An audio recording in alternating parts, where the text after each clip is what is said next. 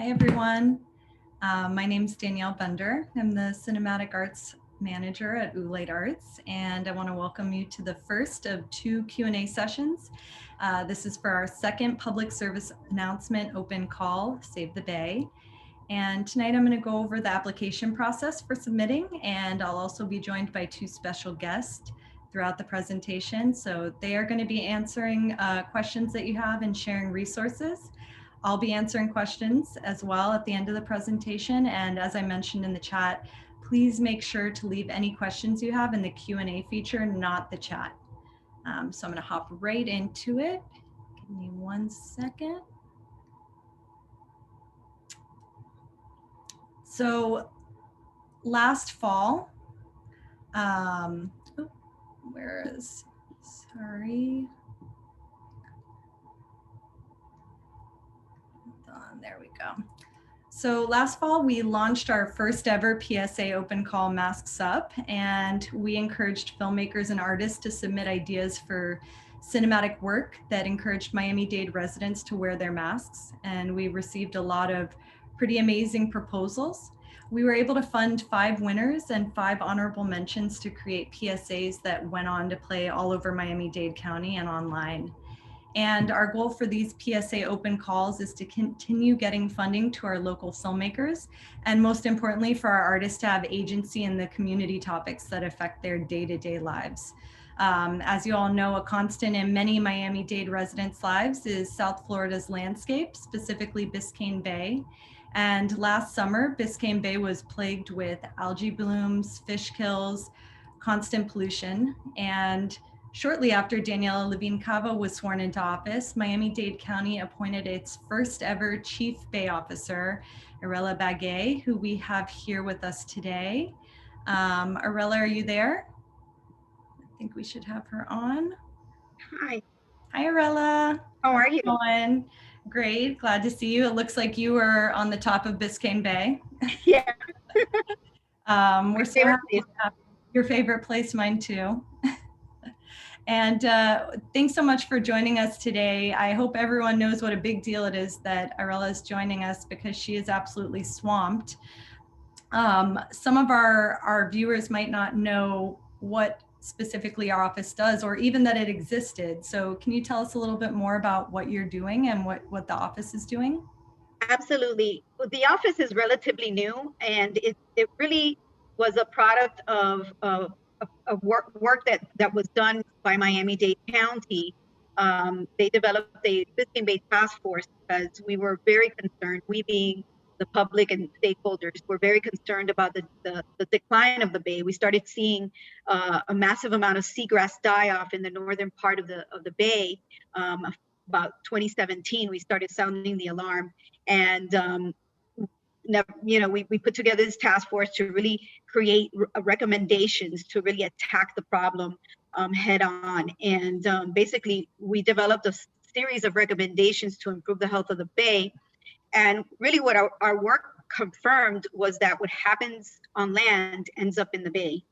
You know, we have pollution coming from canals, stormwater systems, aging infrastructure, septic systems, climate change, of course, and ourselves, human impact, right?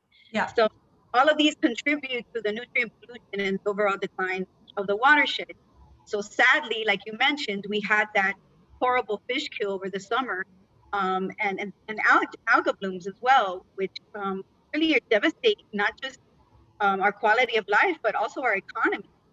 So the Chief Bay Officer basically was one of the recommendations from that work that we did. And I was fortunate enough to have gotten the offer from Mayor Danielle Levine Cava, who has made the environment number one on her administration agenda. So it's perfect timing to really hit the ground running. And so that's what I've been doing.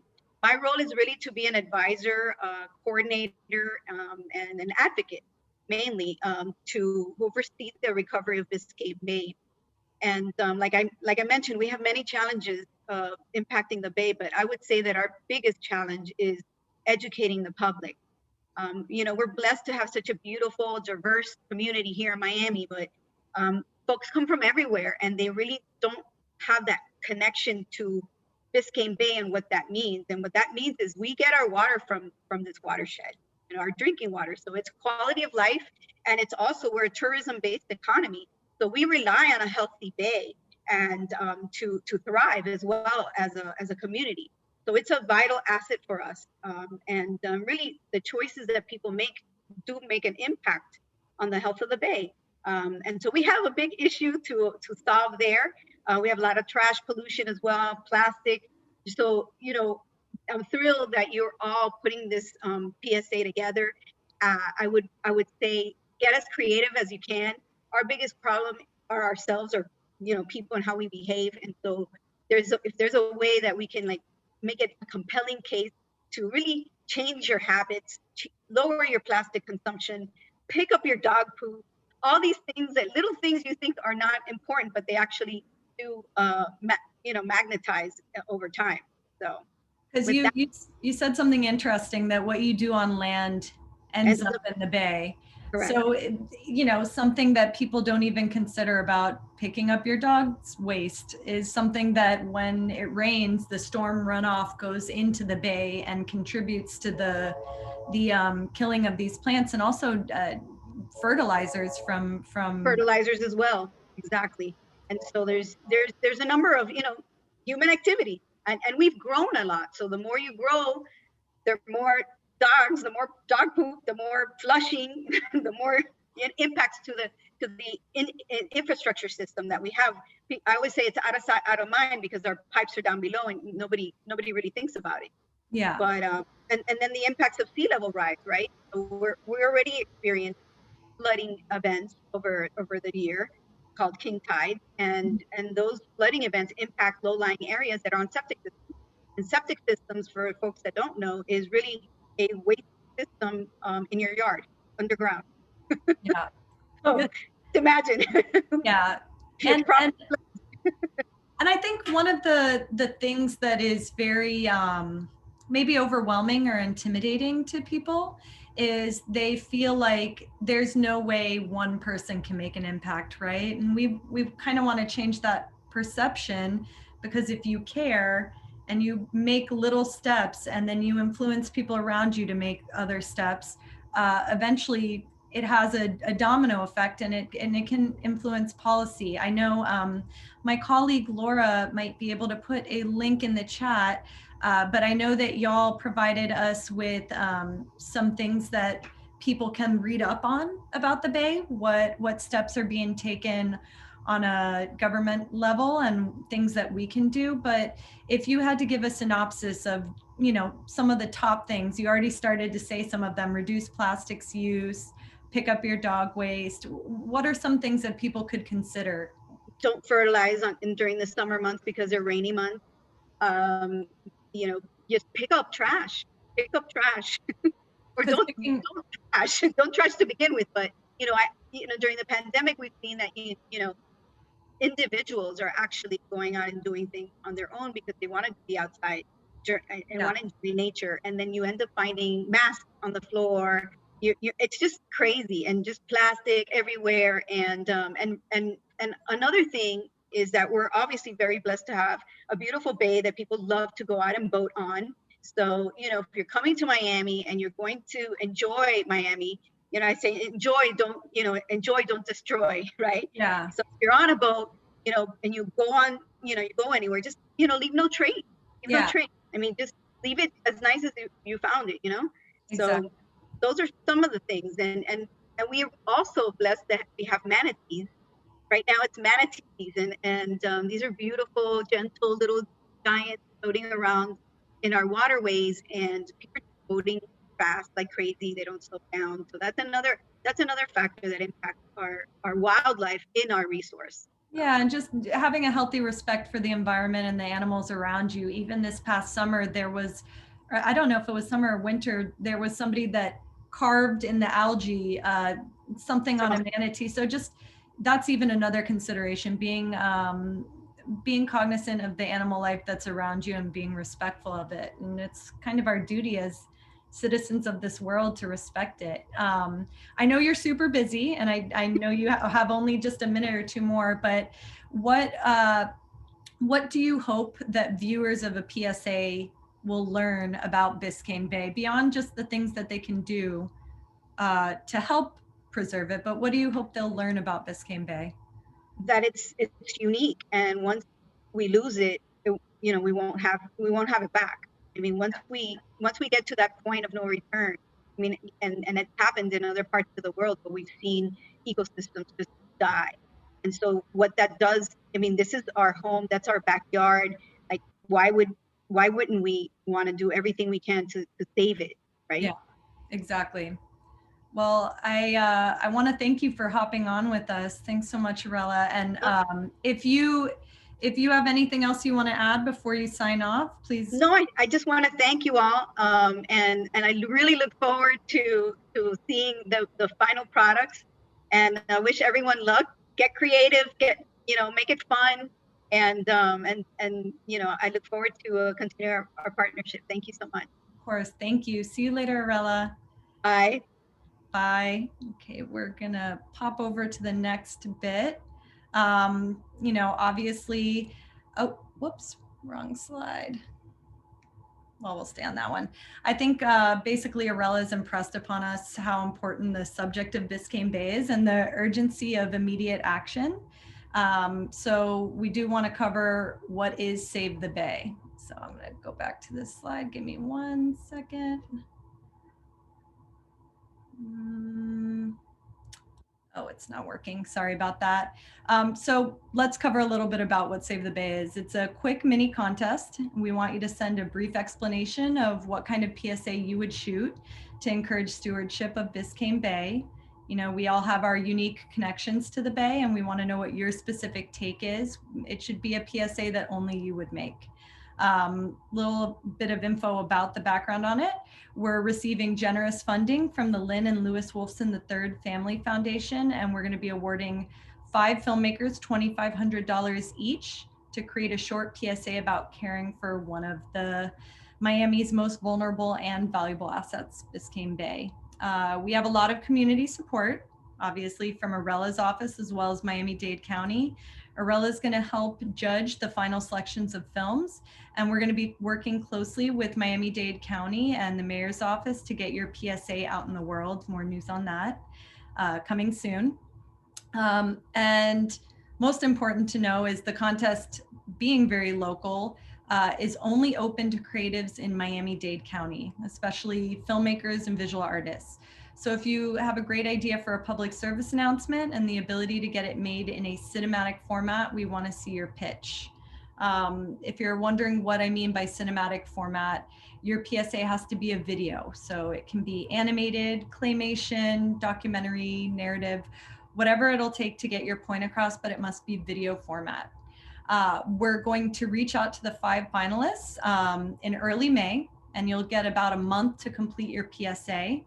And as an applicant, you'll also have access to the Lynn and Lewis Wolfson II Florida Moving Image Archives, and that's at Miami-Dade College. So I'm going to go to the next slide.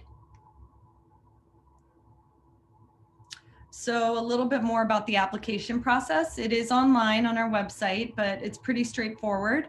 You have to answer 3 questions. So you're going to also submit your CV and a work sample. So question number 1 is, tell us the summary of your idea. That's going to be in 100 words or less. Question 2 is, what will your PSA feel like? That's in 150 words or less. And the last question is, who is your ideal audience? Again, 100 words or less. So this is a very uncomplicated application, nothing to be intimidated about. And yeah, any questions about the application, we'll cover that shortly. So I want to cover a little bit more about tips on applying. Of course, you're probably wondering what our jurors are looking for. It's interesting because our last PSA contest on mask wearing generated PSAs that featured dog poop, dancing skeletons, green flamingos, and the winning PSA has a male stripper in it. So we're not looking for run-of-the-mill PSAs. We want your unique perspective as an artist. So your PSA should be, again, uniquely you. It should make your viewer laugh or cry. But most importantly, we really want your PSA to make a viewer stop to think about how valuable of an asset Biscayne Bay is. You don't need to have access to fancy equipment. It's totally fine if you're shooting this on your iPhone. This is open to anyone with a great idea and the ability to make it a reality. So just remember the PSA you propose should be 30 to 60 seconds long, which means you're going to want to propose something that packs a punch, but it's always also is realistic to make. So I'm going to go to our next slide real quick. Our timeline and jury. As I've mentioned before, the applications must be submitted by April 12th. The application will close at 6 p.m. So you have about 2.5 weeks, give or take, to propose your idea. And then we'll be sending every single idea that we receive to a jury of filmmakers and Irela. They're going to review them and then move forward and tell us their recommendations. So nobody from Oolite staff reviews the applications, just the independent jury. We're going to announce the winners early in May. And if you're one of those winners, you'll have about a month to shoot your PSA.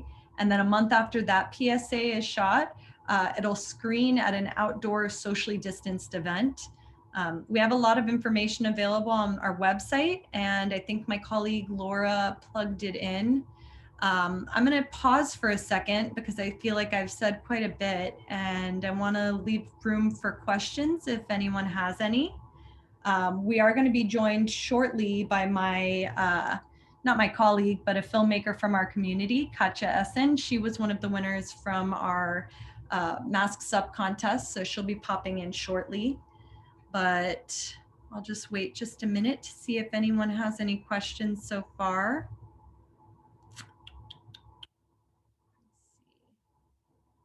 Actually, I'm just going to tell her to pop in, and if questions pop up as we go, I'll be happy to answer them.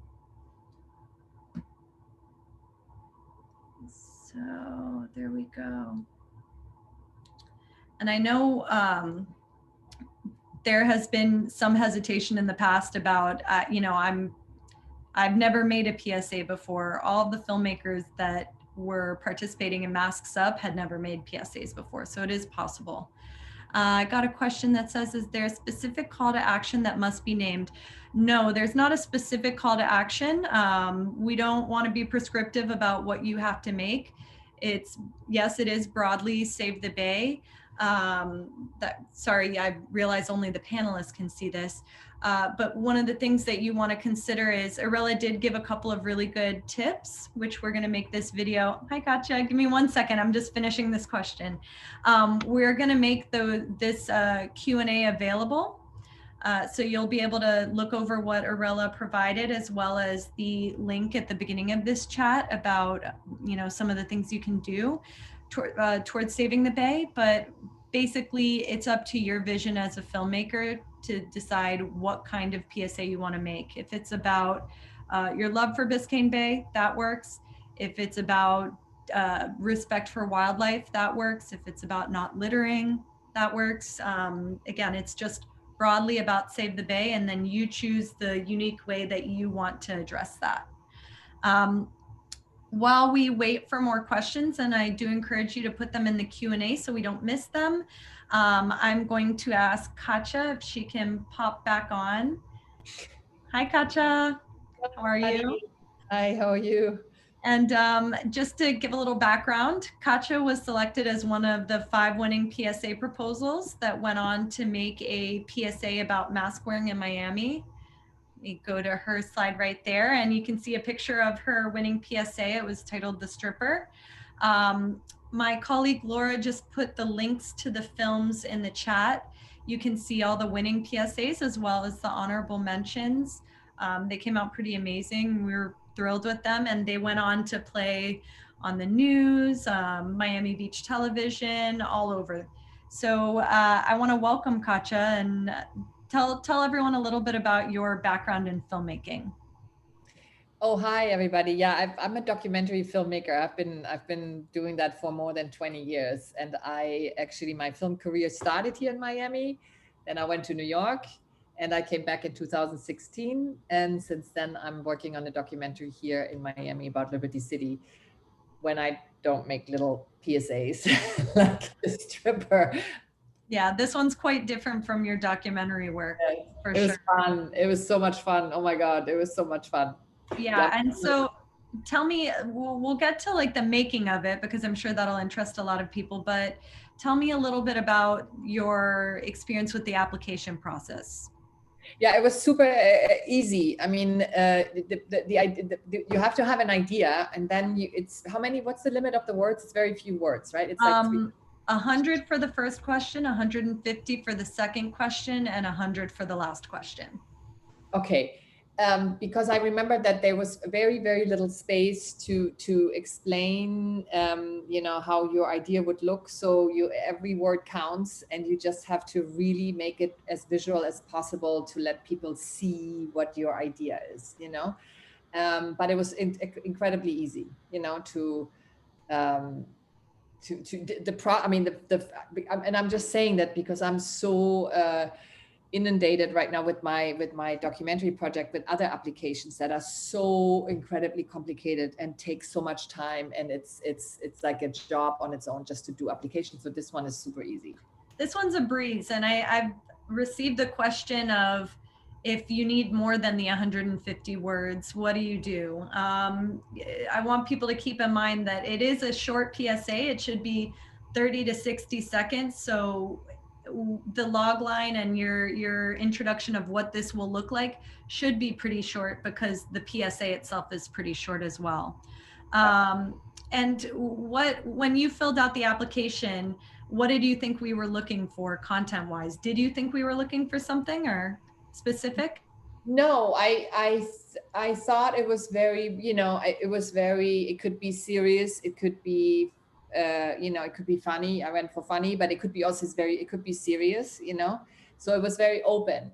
But one advice that I don't know if you talked about that already, but to narrow it down to the words, just show it to people that have no idea, what you're doing, and if they get it, just experiment with different texts with people that don't know about the idea, Yeah, and we kind of get lost when we're doing creative work in our idea, but maybe if somebody else looks at it, you get a little bit more clarity with a fresh set of eyes. Exactly. And so we've talked a little bit about the application process, but I'm wondering, or I'm not wondering because I've seen your PSA, but if you could tell our audience what you proposed. What the idea that I proposed? Yeah, I proposed, but I kind of, I proposed a male stripper that sensuous, like we see him now, is stripping with the back turned to us, and the crowd goes wild, and you hear mainly female voices of like going wild. And then when he turns around, he's attempting to take off his mask, and when he does that, the crowd goes silent and then screams and throws a high heel. I think that came out in the shooting, actually. I don't think I wrote that, but in the filming, then somebody throws a high heel, and then he runs off the stage. And the idea was, you can take off anything you want in Miami except your common sense, And I mean, I know why this PSA won for many reasons, but why do you think you won? I think because it was funny. I think it was funny and fun, and also I think in a way, when I look at it now, that somehow very Miami, right? Or Miami, Miami Beach, Miami, right? Parts of Miami, So I think that's why it won. So keeping it light, which again, not trying to be prescriptive, whatever approach people want to take in making this PSA is up to them, but just making it true to your vision.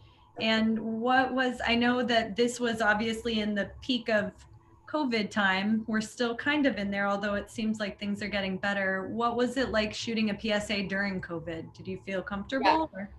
Yeah, because we went actually to Miami Theater Center, which I have to just give them a shout out. They're also in our credits. We did a version with credits.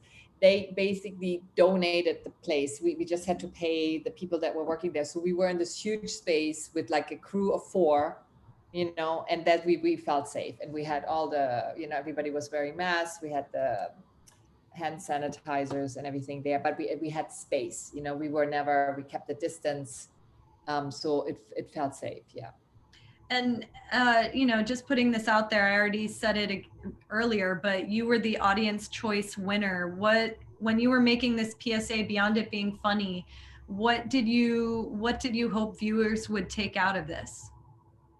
Other than wearing a mask? I mean, I know that's the obvious, but.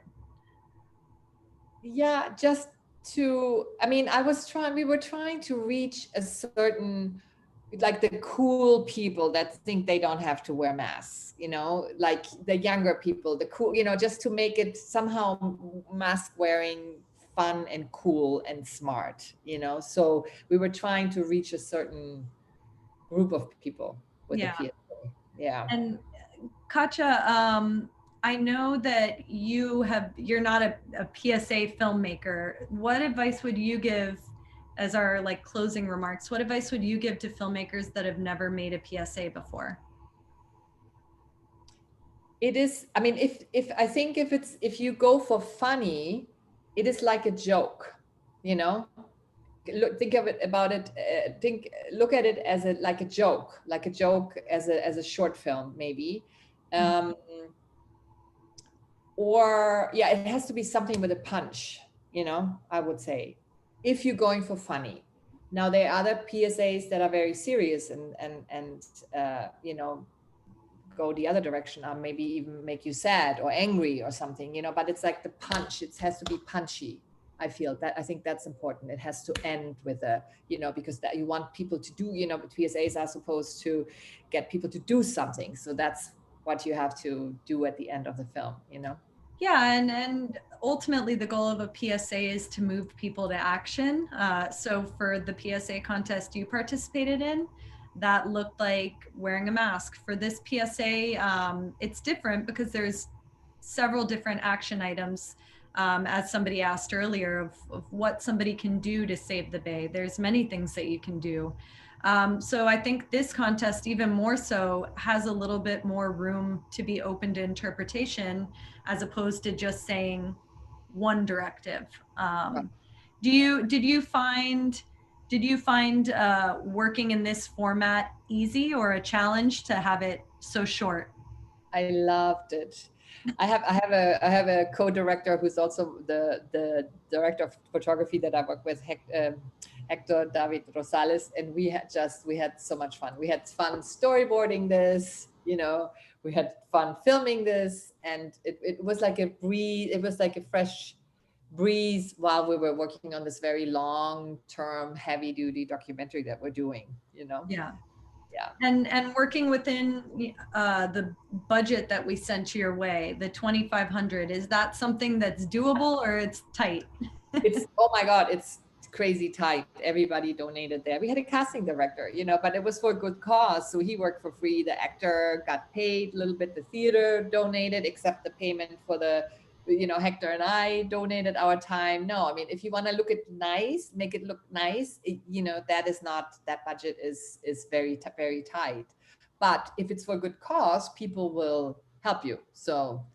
And so it's something that filmmakers, you know, should consider. I think I said it a little bit earlier on the presentation before you signed on, but with only 30 to 60 seconds and a limit of a budget of 2,500, you'll want to think of something that packs a punch quickly, but also is, you know, realistic budget-wise. So yeah. you don't want to propose something that is not possible with $2,500 and a month of production time. So oh yeah, that is true. And you have to really think about the edit, because the edit, that's the time that you might spend, you know. Yeah, and I mean, even just putting it out there, one of the things that when you made the Masks Up PSA, we gave 2 weeks after receiving the funding. And that's something that, from seeing a couple of the filmmakers say, oh, you know, can we get a little bit more time to edit? That's something that we even considered on our end, and then lengthened it to be a month of time to shoot the PSA versus 2 weeks. So, you know, we're learning and adapting too, because we're not a PSA factory. Yeah. Before I go to questions, which I don't know that I have any in the Q&A, but I'm gonna just ask if anyone has questions for Katja. And simultaneously, Katja, I'm going to ask if there's any parting words that you want to say or anything to keep in mind. No, just keep it simple. Keep it simple. Keep it simple with the idea. Keep it simple where you film. I mean, you see our frame here. We had. I mean, okay, we were in a theater, but we had one background. You know, we really thought about how can we keep it simple. You know, we filmed enough so that also the edit would be. You know, we could cover. We could cover ourselves in the edit and would not run in problems. So yeah, keep it simple. And like you said, don't bite up more than you can chew with $2,500. You know, it's important. Yeah, exactly. And real quick before I'm sorry, I keep on saying last question. I know you're busy too, so I'll let you go. But one other question that I had is what's next? You're working on is it a feature documentary, or how can people find out more about it? Yeah, it's called Raising Liberty Square. It's a feature documentary about the transformation in, at Liberty Square and then surrounding Liberty City. And we're going into our 4th year of filming. It's a long-term documentary. We're hoping to be done by the end of this year. And we're also doing a companion piece, a virtual reality piece that goes, that is also, you know, involved with Oolite or Oolite funded, you know, that goes with the documentary that brings us back into the past of Liberty City. So it's exciting. Do you want to plug any, I don't know if you have any links for that or anything you want to share with anybody, but if you do, feel free to put it in the chat. Okay. All right. I can put the link for both in the chat. Thanks. Mm-hmm. Great. And I have one question to the panelists that says, I wasn't able to see the info from the first panelist, which was Irela Bague, who's our Chief Bay Officer at Miami-Dade, with the specifics on the Bay. I'll make sure to email everyone that's on this info session a follow-up with the link that Irela shared, as well as some of the tips that she said would be made available for potential subject matter that you can use in your PSA. I'll make sure to send that on the tail end. So you'll get that either by the end of tonight or early first thing tomorrow morning. And Katja has just put her info on there.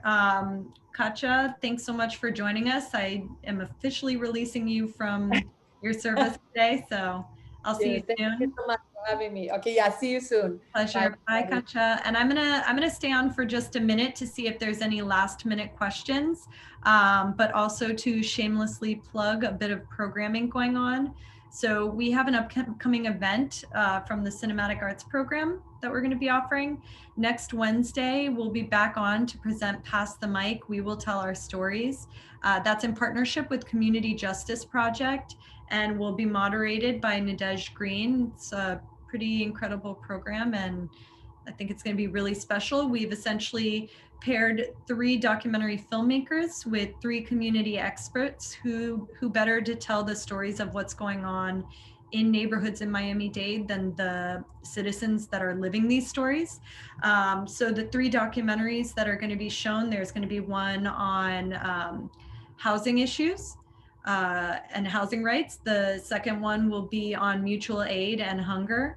And the third film will be in incarceration during COVID-19. So I highly encourage you to sign up. My colleague Laura has put the link in our chat.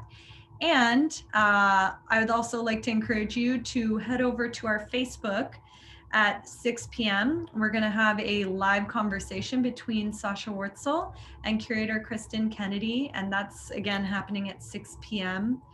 I am going to remain on for just another minute or two. If anyone has any questions. Oh, I see a couple. What is needed for proof of Miami-Dade residency?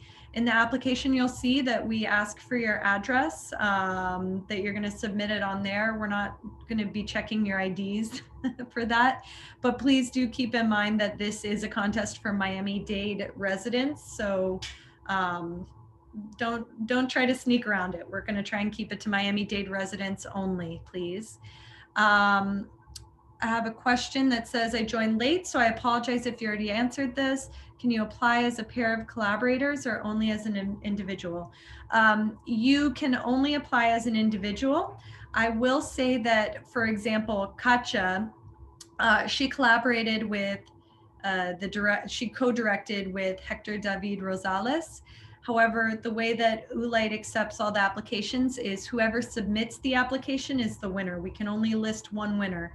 You can credit your co-director or your collaborator, but only one person can receive the funding and accept the award. So keep that in mind when you submit.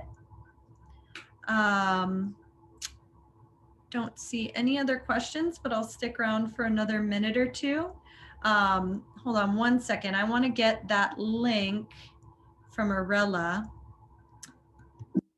for the person that requested it. Let me see if this works. Laura, would you mind pasting the first link, the Google Drive link one that Irela sent us? Oh, let me take this up there. It should be on in just a second.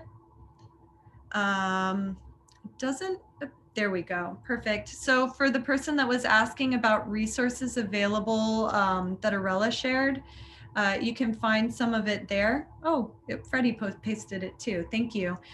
You can find it in the link that Laura just pasted in the chat. That gives a little bit of information on the state of the Bay, where it's at health-wise. One of the things that she shared with us is that we're looking to not just restore Biscayne Bay, but we're looking for resilience. So really promoting a healthy bay.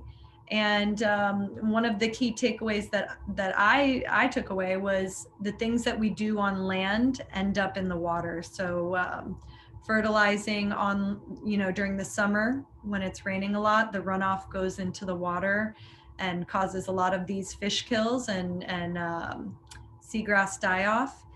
She said picking up dog waste off shores is important because that also goes into the water. And then the most obvious and easy answer is picking up after yourself while you're in the water. If you're going to drink something, don't throw it into the bay. Just clean up after yourself. So looks like I have another question. Is there a specific language or a phrase that must be used in the PSA? I know the last PSA was masks up. Is this one just save the bay? This one is save the bay. We're not requiring you to use that specific language, but it would be nice.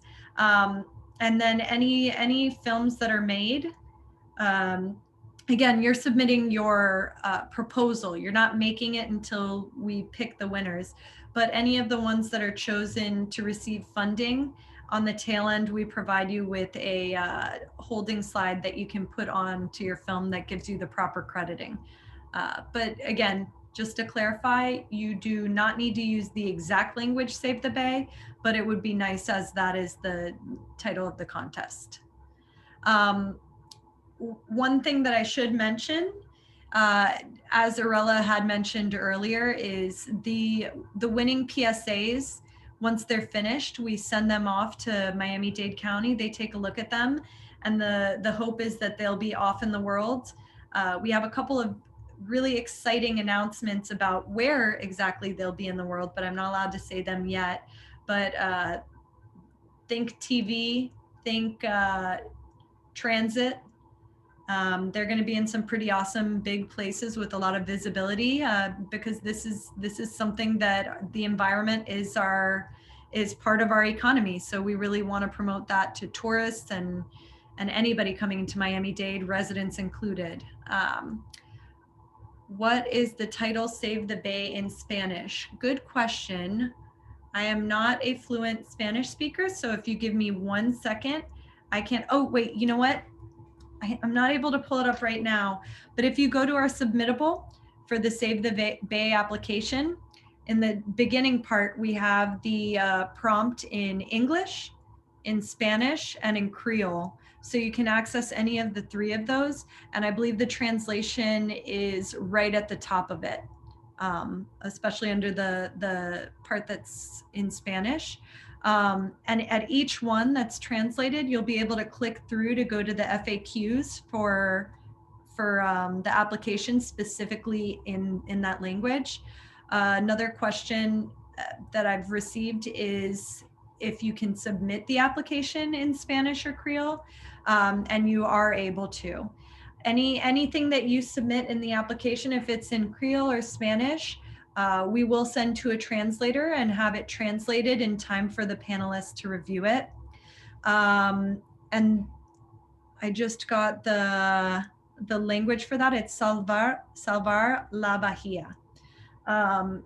So yeah, no sweat. You can totally submit the whole application in Spanish or in Creole if that's what your comfort zone is, and then we will send them off to get translated before they make their way to the jury.